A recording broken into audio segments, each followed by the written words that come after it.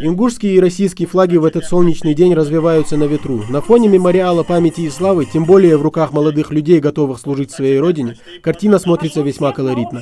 Празднование Дня призывника начинается с гимнов.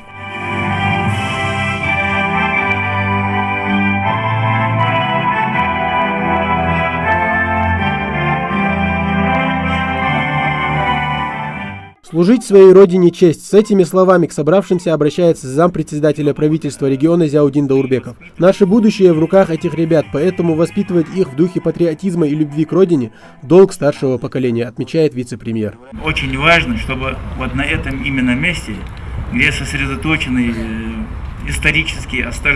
основные исторические вехи развития нашего народа, чтобы вот вы воспитывались именно на тех подвигах, которые совершались представителями нашего народа.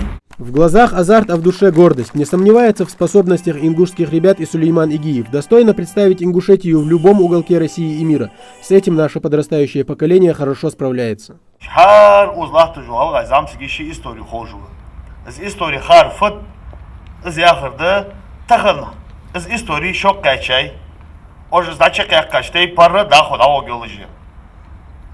Да я то бокал бой конах ему, ухаман якилил дах, араха дамелкачаче, галгай конахи бадза конахи бояж, вент эрц иусиголыш.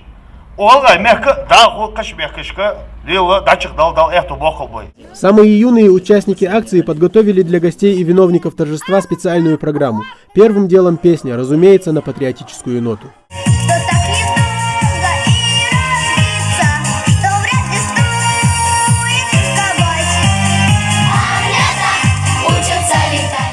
Доказать, что ингушский язык даже самые младшие знают на хорошем уровне, легко. В красноречивости и лучшей жестикуляции ребята даже соревнуются, опережая друг друга.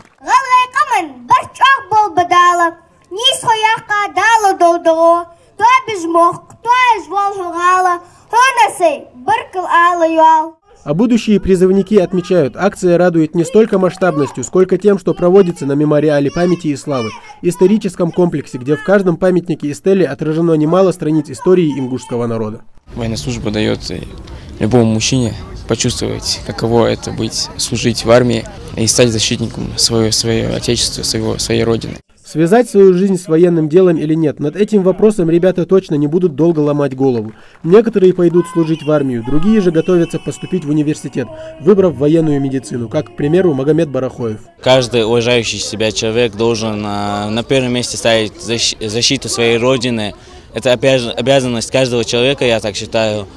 Я хочу связать свою жизнь с медициной, военной медициной, чтобы помогать людям, оказывать в дальнейшем им помощь. Чтобы определиться с направлением в жизни, перед тем, как отдать долг родине, у ребят еще есть время. Ведь самое важное не то, за сколько тысяч километров от своей республики они окажутся, а то, что принести пользу своей родине они смогут в любой точке земного шара. Тамерлан Хамхоев, Адам Далаков, Новости 24.